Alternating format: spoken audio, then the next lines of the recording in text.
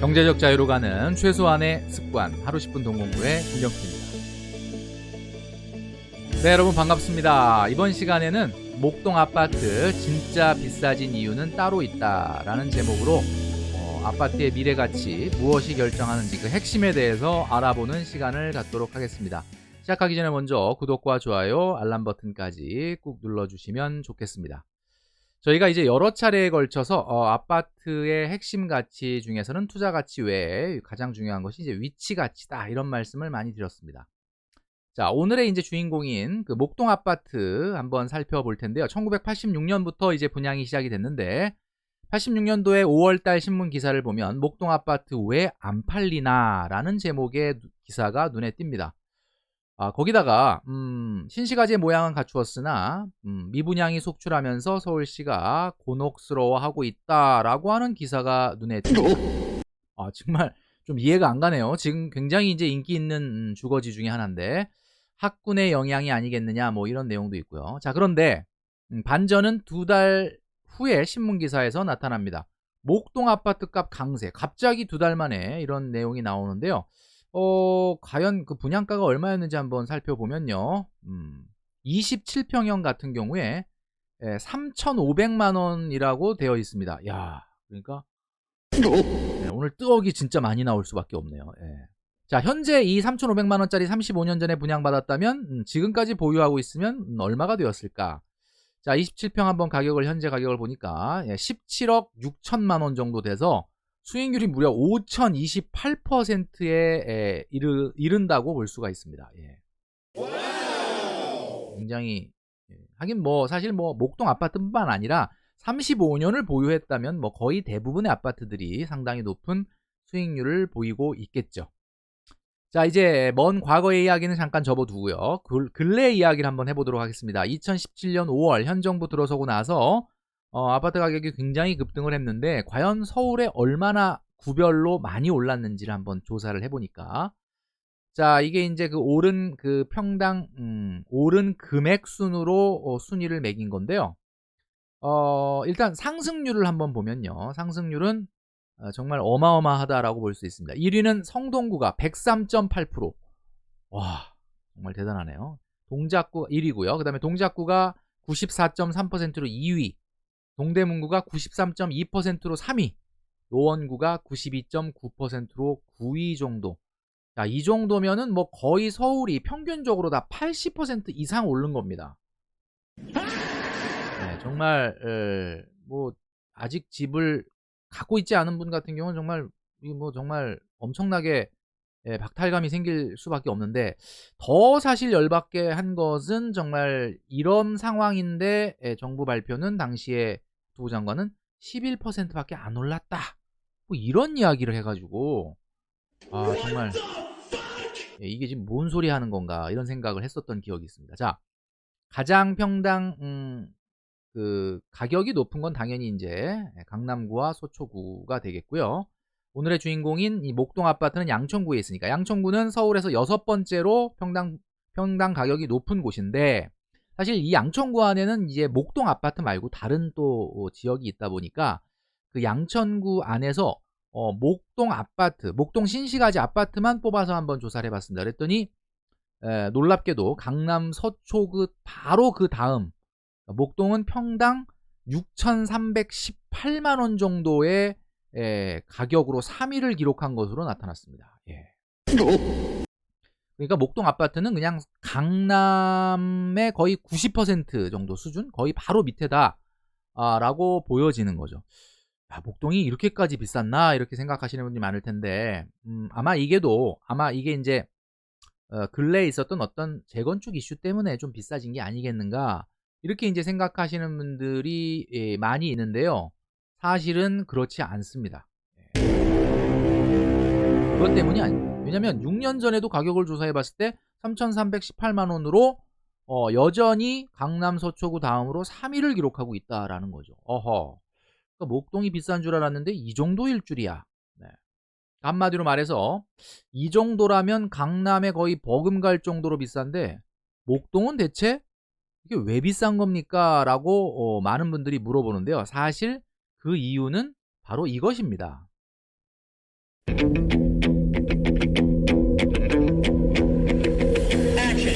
네, 목동도 강남이거든요. 네. 그러니까 한마디로 말을 해서 서울 수도권의 서부권의 강남, 으뜸 주거지라고 볼 수가 있죠.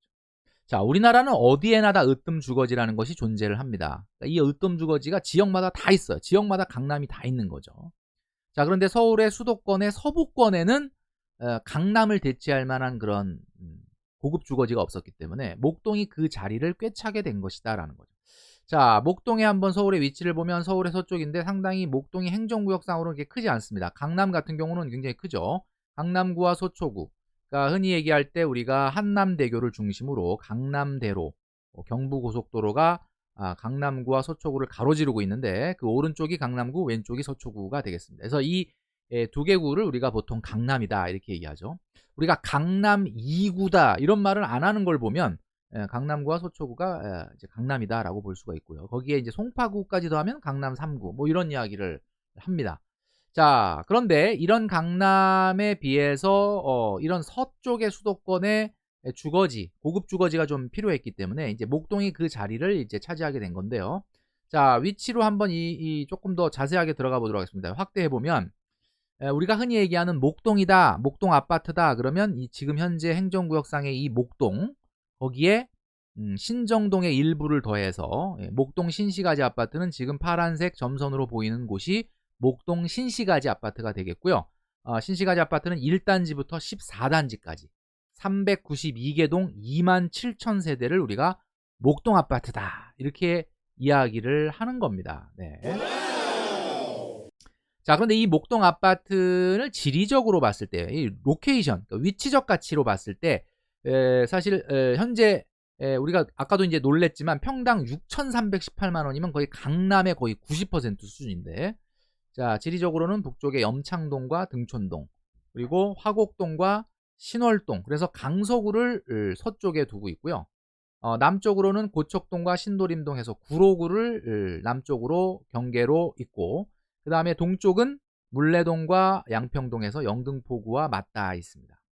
자, 그런데 여기서 우리가 한번 생각해 봐야 될 것은 이렇게 위치적 가치를 공유하고 있는 강서구나 구로구, 영등포구는 서울의 25개 구 중에서 목동처럼 이렇게 최상위 이 지역의 가격을 보여주고 있지는 않습니다. 그러니까 분명히 위치적 가치가 제일 중요하다고 했는데 뭐 서울에서 솔직히 안 비싼 곳이 없죠. 다 비싸지만 25개 구 중에 아주 상위 랭킹의 가격은 아니거든요.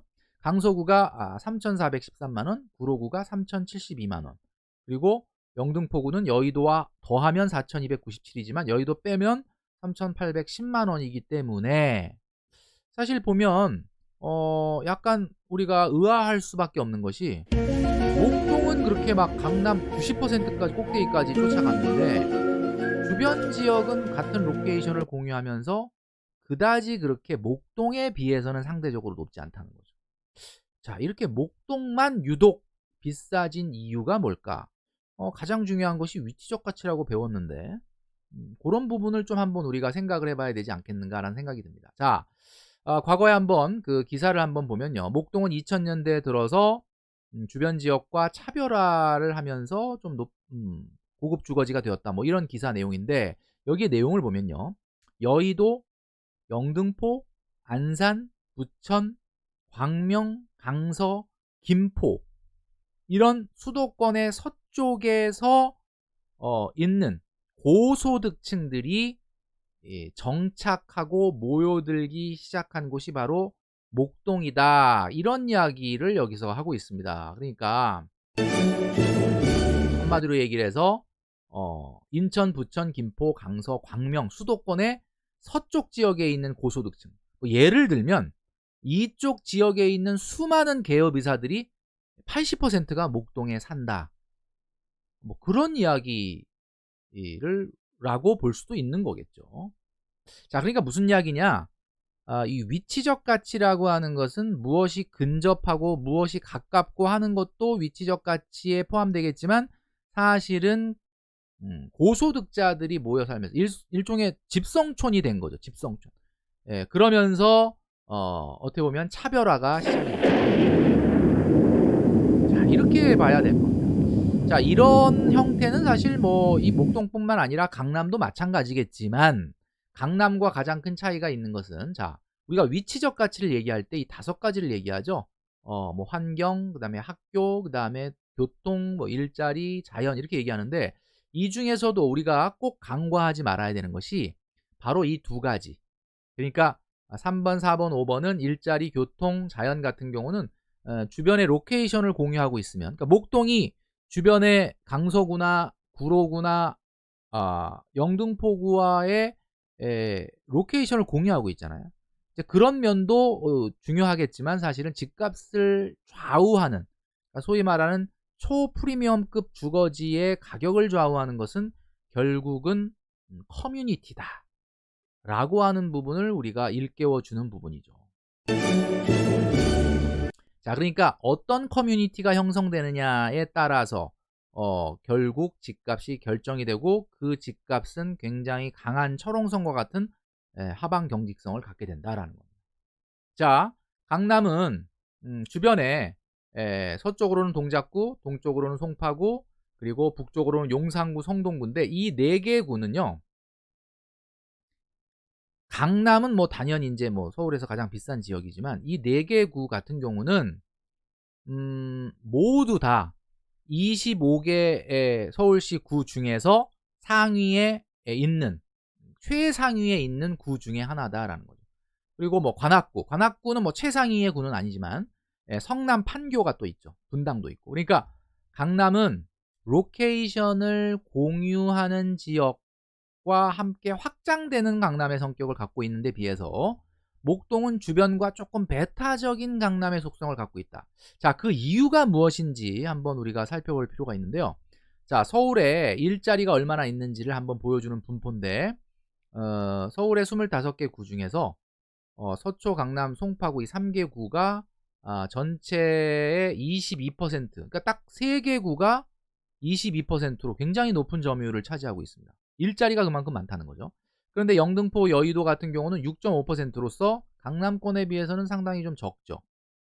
그러니까 한마디로 얘기하면 좋은 주거지와 좋은 커뮤니티이면서 뭔가 주변으로서의 어떤 확장성이, 로케이션을 공유하는 지역이 함께 조금 비싸질 수 있는 그런 가능성을 갖고 있는 게 강남이다라고 볼 수 있고, 좀 독자적으로 약간 배타적인 성격으로 어떻게 보면 고립형 강남의 형태를 갖는 것이 바로 목동과 여의도다 라고 이야기할 수 있죠. 그래서 굳이 이름을 붙여보자면 이 강남권은 확장형 강남이다 라고 우리가 이야기할 수 있을 겁니다. 자, 그에 비해서 여의도 같은 경우는요, 바로 고립형 강남이다 라고 우리가 이야기할 수 있습니다. 자, 그러면 고립형 강남 같은 경우는 주변 지역으로 고립형 강남에 가까워진다고 해서 집값에 영향을 받는다기보다는 강남인 그 핵심 지역으로 들어가야 된다라는 이야기인 거고, 강남권, 확장형 강남권 같은 경우는 강남이라고 하는 곳에 지리적으로 가까이 가면 갈수록 집값의 상승 요인이 생길 수 있다, 이렇게 우리가 해석을 할 수 있을 거다라는 이야기입니다.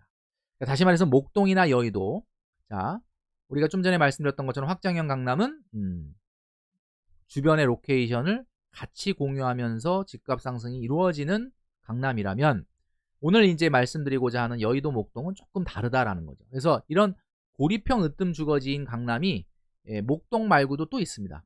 여의도가 있고요, 인천의 송도가 있고요, 성남의 분당 판교가 있다라고 볼 수가 있겠죠.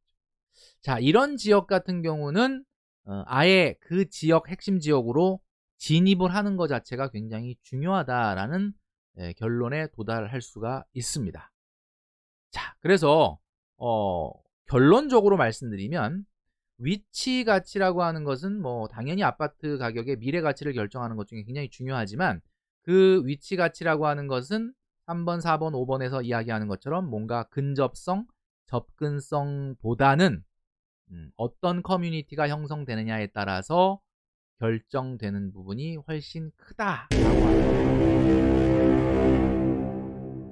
자, 그래서 핵심적으로 결국 나의 20년에서 걸친 30년에 걸친 나의 주택은 최대한 확장형 강남에 가깝게 가든지 아니면 고립형 강남으로 진입하는 것을 최종적인 목표로 가져가는 것이 바람직하다라는 말씀을 드리면서 오늘 드린 말씀을 정리하면서 저는 물러가도록 하겠습니다.